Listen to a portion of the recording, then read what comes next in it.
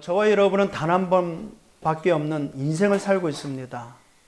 그 인생을 살아가는 데 있어서 희노애락을 느끼고 또 겪고 또 생사하복을 보고 또 그렇게 가고 있습니다. 그것은 이제 인생의 여정이라 그러죠. 근데 인생의 여정에는 방향이 있습니다. 구원받은 하나님의 자녀는 천성을 향해 걸어가는 여정을 걸어갑니다. 살아가는 거죠. 반대로 구원받지 못한 불신자들은요, 듣기는 싫겠지만 어쩔 수 없이 지옥 가는 인생으로 갑니다. 그 여정에는 좀 전에 말씀드렸듯이 희로애락이 있었고 생사하복이 있습니다. 근데 구원받은 저와 여러분은 똑같은 경험을 하고 똑같이 느끼지만 그 모든 것이 응답이 됩니다. 왜냐, 천성을 향해 걸어가는 하나님의 자녀에게 있어서는 과거가 발판이 되기 때문에 그렇습니다. 현재가 응답이 되기 때문에 그렇습니다. 그래서 오늘 이 말씀을 통해서 우리가 어느 방향 어디로 가고 있는지를 주님 이름으로 축복드립니다. 그래서 이 지구상에는 두 종류의 사람이 있습니다.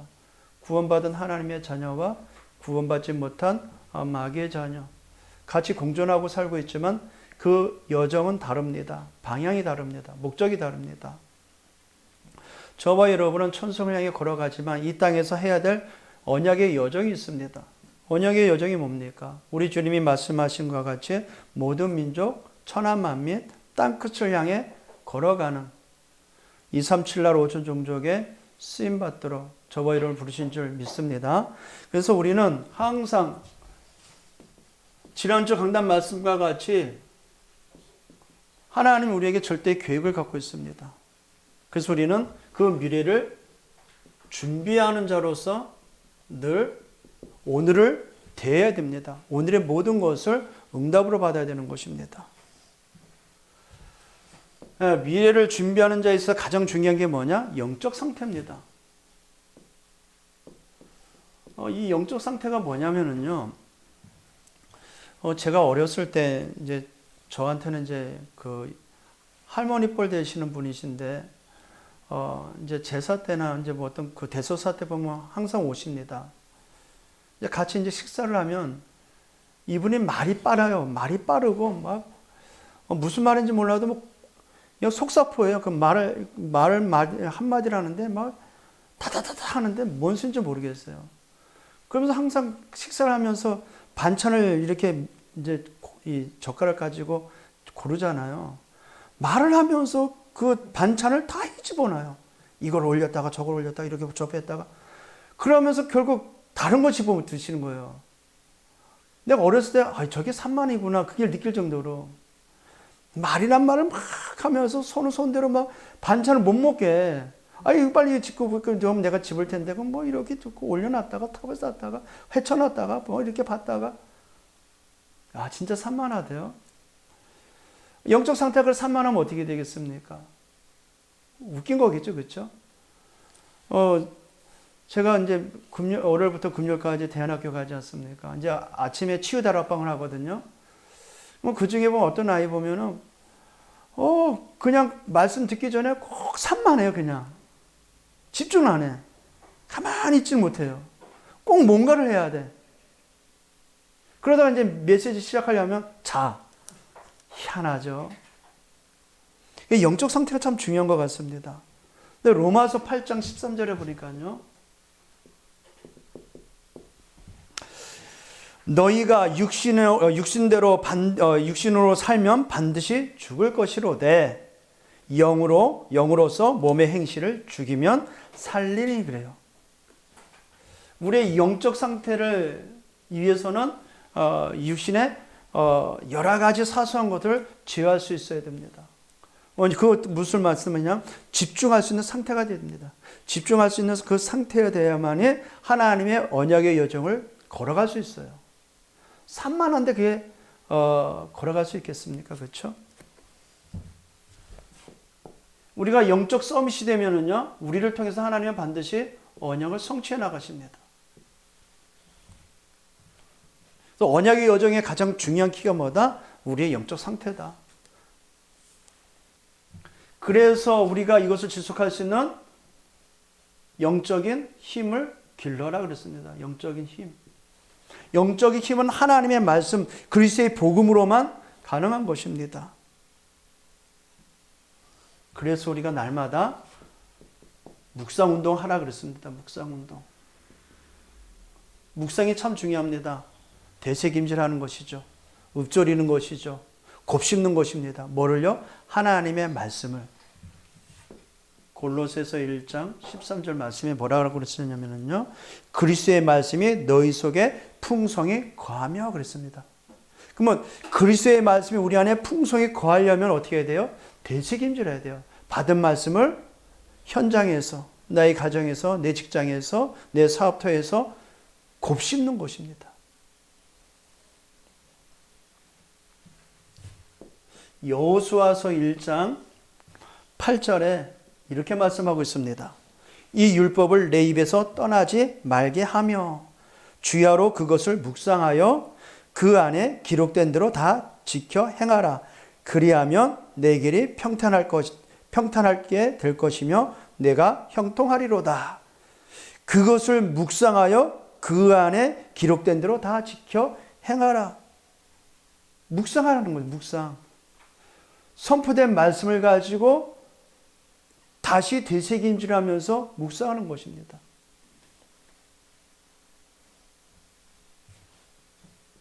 그래서 시편 1편 1절에서 2절에 보니까 뭐라 그래요? 복 있는 사람은 악인들의 길을 따르지 않으며 오만한 자리에 앉지 아니하고 죄인들의 길에 서지 아니하며 여호와의 율법을 즐거워하여 주야로 뭐하는 자로다? 묵상하는 자로다. 예, 하나님의 말씀을 묵상할 수 있는 복 있는 사람 되기를 주님으로 축복드립니다. 그러면 성경의 묵상은 성도가 해야 될 의무입니다. 의무. 선포된 말씀을 가지고 나의 현장에. 그래서 사도행전 4장 41절에 성도들은 초대교회 성도들은 사도의 가르침을 따라 날마다 이 가르침을 따라 서로 교제하고 떡을 뗐다고 그럽니다.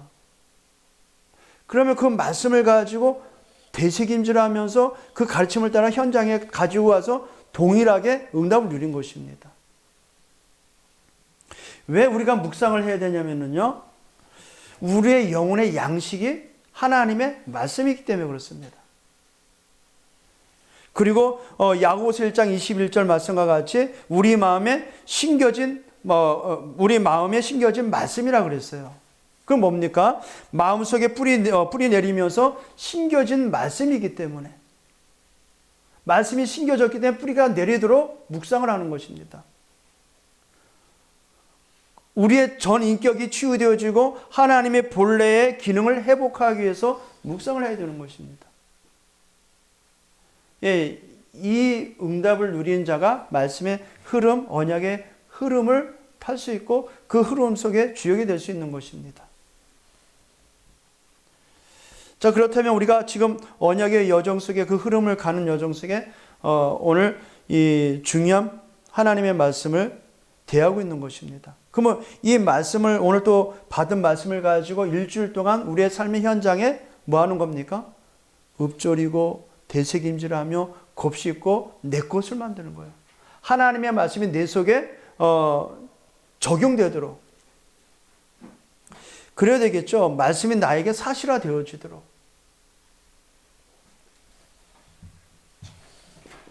자, 그러면 오늘 본문은 우리가 잘 알고 있는 예수님의 이제 마지막 식사이자 마지막 만찬이자 우리가 매일 거행이 되겠지만 큰 절기 때문에 하는 성찬식의 모델이 되는 그 장면이 되는 것입니다. 오늘 본문을 이해하려면, 본문을 알기 위해서는 먼저 유대인들의 유월절, 우리가 마가복음 14장 12절에 무교절과 첫날 곧 유월절에 양 잡는 날에 이렇게 나와 있습니다. 유대인에게서 가장 큰 절기죠. 이건 알죠. 유월절은 이제 양을 잡고 피 바른 날, 애굽에서 해방된 그날. 무교절은 그 말 그대로 그 뭡니까 누룩이 들어가지 않는 빵을 먹는 그 날, 그 중요한 날이죠. 이 유대인에게 있어서. 이제 오늘 이 마지막 만찬은 예수님이 이제 십자가에 못 박히시기 전날을 말합니다. 그 전날 제자들과 오늘 유월절 식사를 하고 있는 것입니다. 근데 유월절의 식사에는 순서가 있다고 합니다. 먼저는 손을 씻고 정결하게 손을 씻고 유월절에 대한 그 축복, 구원에 대한 감사겠죠. 애굽에서 종되었던 날을 빠져나왔던 그것을 기념하여서 축복을 선언한다고 합니다. 이제 가정에서는 이제 가정이 아버지가 이제 여기 몸에서 이제 예수님이 대표니까 예수님이 그 유월절에 감사에 대해서 선언하는 거죠. 그러면 자녀들은 유월절의 의미를 자녀들이 아버지한테 물으면 아버지는 유월절의 역사적 의미를 말씀하고 거기에 대한 설명을 해준답니다. 역사적 사건과 그 의미를 말해주면서 이제 잔을 들게 된다고 합니다. 두 번째 잔에는요, 잔과 떡을 취해가지고 잔을 취하고 떡을 취하고 축복한 후에 떼어 나눠준다고 합니다. 이제 6월절에 이제 식사 그 순서가 이렇게 진행된답니다. 그리고 세 번째 잔에 축복의 잔을 들 때요. 세 번째 축복의 잔을 들 때 또 한 번 감사의 기도를 한답니다.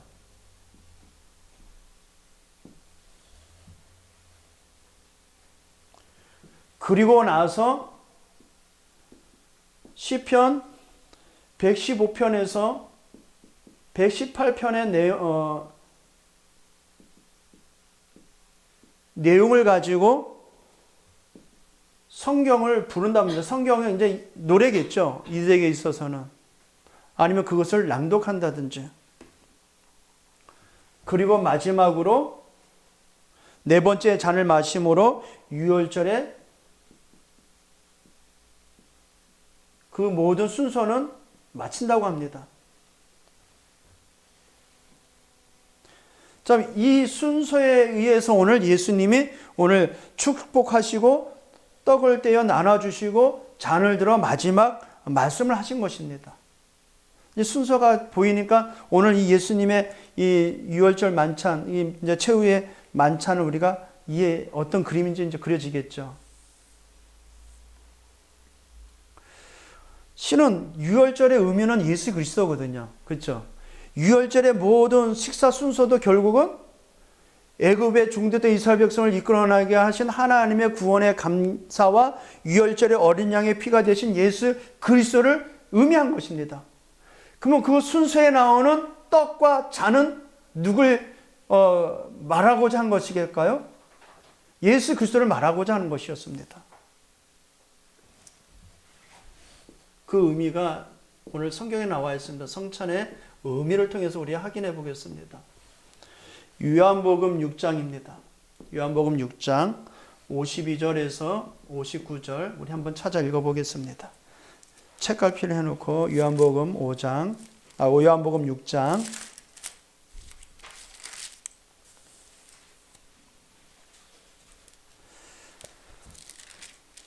6장 52절에서 59절.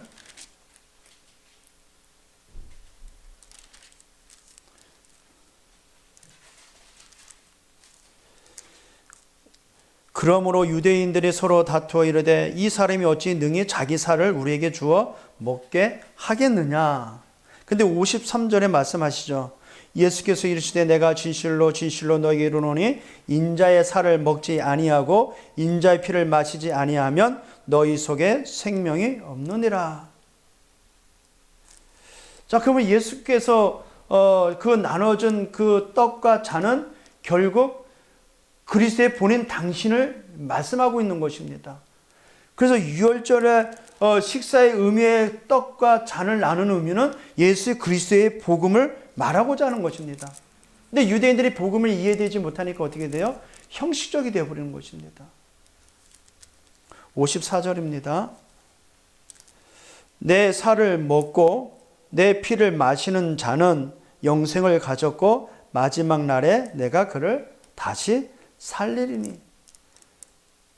이와 같이 어마어마한 이 축복의 비밀이 담겨져 있는 이 떡과 그 잔에 대해서 육신적으로 해석을 해버리니까 어떻게 돼요? 그래서 천주교에서는 이렇게 생각을 한답니다. 예수님이 그 나눠준 떡은 예수님의 그 살이기 때문에 땅에 떨어뜨리면 큰일 나요. 그 포도주 한 방울에도 땅에 떨어지면 큰 실수를 하게 되는 것입니다. 이런 영적 의미가 있는 것인데 육신적 의미를 부각시켜가지고 잘못 해석돼가지고 성찬식을 오해하도록 만들어버려요. 자, 55절입니다. 내 살은 참된 양식이요 내 피는 참된 음료로다 그러죠. 내 살을 먹고 내 피를 마시는 자는 내 안에 거하고 나도 그 안에 거하나니. 떡이 뭐라고요? 참된 양식입니다.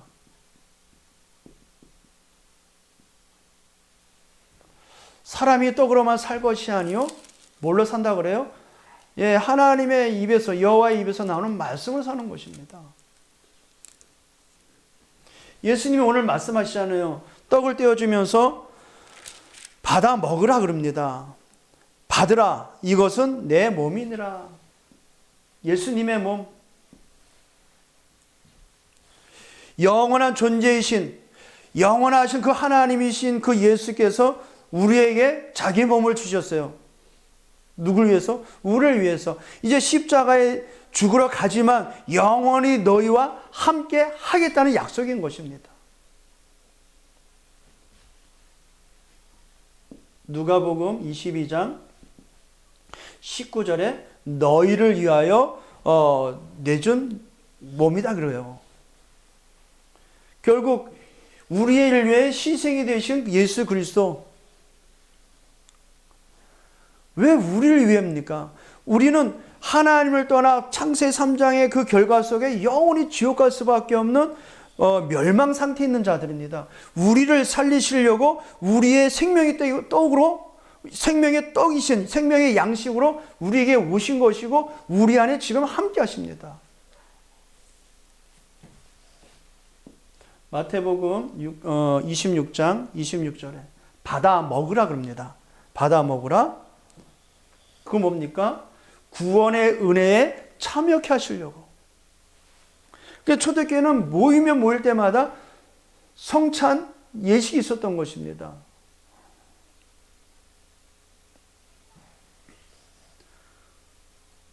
그리고 잔을 나누셨죠. 그래서 참된 음료라 그랬습니다.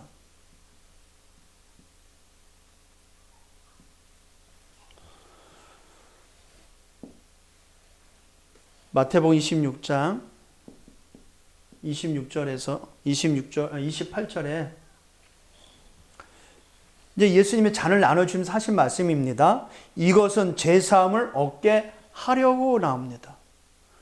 이것을 제사함을 얻게 하려고 많은 사람을 위하여 흘리는 바 나의 피, 곧 언약의 피니라. 유대인들은 늘 유월절에 행한 그 일들은 결국 예수 그리스도를 말하고자 함인데 창세기 3장의 그 심각성과 그 일을 해결하신 하나님의 언약을 놓쳐버리니까 격식이 되어버려요. 형식이 되어버린 것입니다. 신앙생활이 자칫 복음을 빼버리면 그렇게 형식적으로 나갈 수밖에 없습니다. 죄사함을 위하여 우리를 위하여 자기 자신의 흘리신 피랍니다. 그러면 이 떡과 잔의 의미를 안다면 우리가 이거를 절기의 때만 지켜야 되겠습니까? 매일 해야 돼요. 매일. 매일 상고해야 돼요. 매일 우리가 대책임져야 됩니다. 왜냐하면 내 문제를 해결할 수 있는 유일한 키는 복음밖에 없기 때문에 그래요. 나를 나답게 하고 나를 영원하게 할 수 있는 유일한 방법은 복음 외에는 없습니다. 그리스도 예수의 보혈의 피 외에는 없습니다. 그래서 오늘 분명히 말씀하시잖아요. 24절에 많은 사람을 위하여 흘리는 나의 피 곧 언약의 피라고 그랬죠. 출애굽기 24장 8절에 보면요. 모세를 통해서 다시 희생 번제에 대한 의미를 말씀하시는데요. 짐승의 피의 흘림으로써 체결되었던 옛 언약이 예수의 피로 새 언약으로 대체되는 말씀이 되는 것입니다. 두 번 다시는 그 피를 양의 피를 흘릴 이유가 없는 것이죠. 왜요? 그리스도께서 완성해 버렸기 때문에.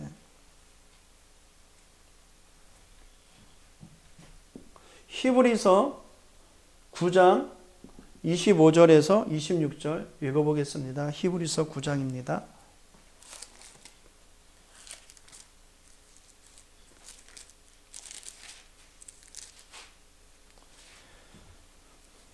히브리서 9장 25절 26절. 대제사장이 해마다 다른 것의 피로서 성소에 들어가는 것 같이 자주 자기를 드리려고 아니할지니 그리하면 그가 세상을 창조 때부터 자주 고난을 받았어야 할 것이로되 이제 자기를 단번에 제물로 드려 죄를 없이 하시려고 세상 끝에 나타나셨느니라. 우리의 죄를 위하여 단번에 드림으로 두 번 다 하시는 대제사장이 그런 번거로움이 필요 없게 되어버린 것입니다. 자, 그러면 오늘 마가복음 14장 22절에서 26절에 이제 예수님의 마지막 성만찬인데 이것은 제자들에게 보여주시고자 하는 것이 뭡니까? 너희와 지금 이렇게 함께하지만 내가 십자가에 죽고 부활해서 다시 너희와 함께하겠다는 것입니다. 내가 십자가에 죽으러 가지만 너의 모든 죄 끝나겠다는 것입니다. 이것을 매 시간마다 누리시기를 주님 이름으로 축복드립니다. 그래서 초대교회는 이것을 날마다 누렸습니다. 날마다 누리지 않으면 안 돼요. 어쩌다 누리면 큰일 납니다. 절일 때만 누리면 큰일 납니다. 날마다 누려야 돼요. 왜냐하면 사단은 지금도 우리의 모든 삶 가운데 틈이 나면 들이닥쳐서 우리를 넘어뜨리려고 하는데 우리가 복음 24가 되지 않으면 복음으로 충만되지 않으면 사단은 우리를 어김없이 우리의 예체를 가지고 우리를 넘어뜨리려고 합니다. 우리는 구원받았기 때문에 하나님의 언약의 여정에 말씀 성취의 주역으로 부름을 받았기 때문에 미래를 준비하는 자로 우리를 부르셨기 때문에 우리는 그 언약의 여정에 복음 24의 축복 속에 들어가야 됩니다. 그래야 보좌의 25 응답이 우리의 삶에 성취되는 것입니다. 사도행전 2장 46절에 날마다 마음을 같이하여 성전에 모이기를 힘쓰고 날마다 마음을 같이하여 성전에 모이기를 힘쓰고 집에서 떡을 떼며 이게 뭐니까 예수님의 떡 그리고 집에서 떡을 떼며 기쁨과 순전한 마음으로 음식을 먹고 그렇죠? 떡과 음식이 나눠져 있어요. 이건 뭡니까? 성찬식의 그 의미를 먼저 하고 그리고 서로 교제하면서 음식을 순전한 마음으로 기쁨으로 서로 음식을 나눠 먹은 것입니다. 그럼 초대교회는 어떻게 했다는 것입니까? 예수님의 살과 피가 되는 성찬이 늘 있었다는 거죠. 이것을 언제까지 해야 되겠습니까? 고린도전서 11장 26절에 주의 죽으심은 그가 오실 때까지 전하는 것으로서 이제 성찬식에 예매하면서 죽으신 주님이 재림하는 그날까지 이것이 진행되어야 되는 것입니다.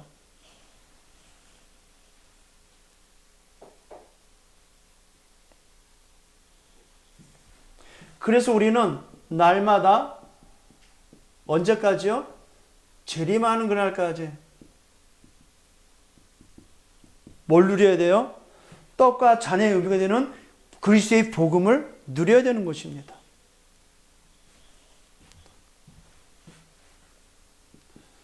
정말 복음을 누리시기를 주님의 이름으로 축복드립니다. 결국 우리 주님이 지금도 우리와 함께 하시고 우리 안에서 우리의 인생의 모든 문제 끝난 그 사실을 증명해 보이고 계십니다. 뿐만 아니라 지구상에 있는 이 땅의 모든 재앙을 막고 계십니다. 누굴 통해서요? 저와 여러분을 통해서.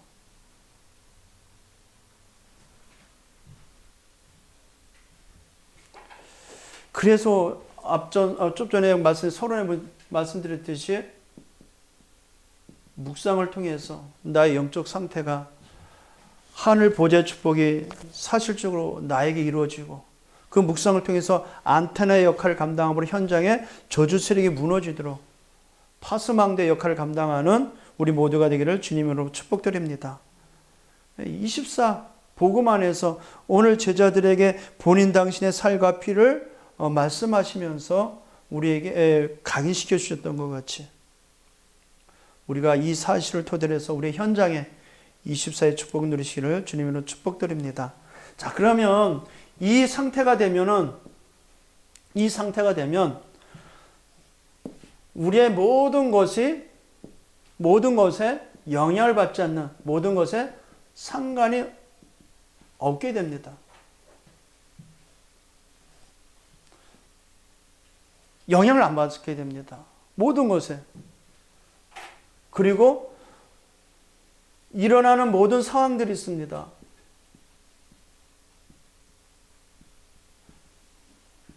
일어나는 모든 상황에 영향을 받지 않고 상관이 없게 되어버려요. 뭐가 되면요?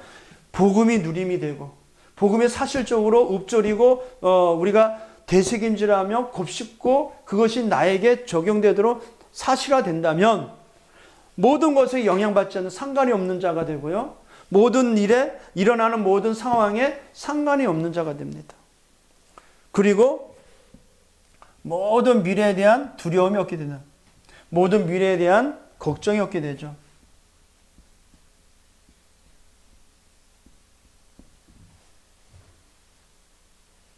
그래서 모든 것에 상관이 없는 남은 자고요. 모든 일어나는 일에 상관이 없는 모든 상황에 상관이 없는 순례자입니다. 그리고 모든 미래에 걱정이 없는 정복자죠. 우리 현장에 남은 자로서 복음 운동해야 됩니다. 그래서 복음을 통해서 아무 상관이 없는 남은 자가 되어야 되는 것입니다. 일어나는 모든 상황에 상관이 없는 순례자입니다. 왜냐하면 237날 5천 종족을 걸어가야 되기 때문에 가야 되기 때문에 그런 지나가는 과정이기 때문에 그리고 흑암의 권세를 무너뜨리는 현장을 흑암의 권세를 무너뜨릴 정복자로서 우리는 살아야 되니 우리의 미래는 우리 주님께서 끝내셨다. 미래를 이제 우리는 준비하면서 237 나라 5천 종족에 우리가 쓰임받기를 주님으로 축복드립니다. 날마다 그리스도의 복음을 누리시다가 현장에 하나님의 나라 이루어지는 최고의 역사가 일어나는 일에 쓰임받기를 우리 주님으로 축복드립니다. 기도합니다. 살아계신 우리 아버지 하나님 감사를 드립니다. 한 주간 우리의 모든 삶에 주의 영으로 충만케 주옵시고 여호와의 신에 충만된 자로 우리의 모든 삶을 들어 사용하여 주옵소서. 언약의 여정 속에 237 나라 5천 종족을 기도 제목 삼고 인도받는 가운데 있습니다. 성령의 내주 인도 역사를 체험하게 하여 주시옵소서. 우리 주님의 오늘 제자들과 마지막 만찬을 통하여 우리 주님의 살과 그 피에 대한 의미를 우리에게 사실적으로 증언해 주셨습니다. 이 그리스도의 복음을 24 누림이 되게 하여 주옵소서. 모든 것에 상관없는 남은 자의 축복을, 일어나는 모든 상황들과 상관이 없는 순례자의 축복을, 모든 미래에 대한 걱정이 없는 정복자의 축복을 누리는 우리 영광의 모든 성도들 되게 하여 주옵소서. 예수 그리스도의 이름으로 기도합나이다. 아멘.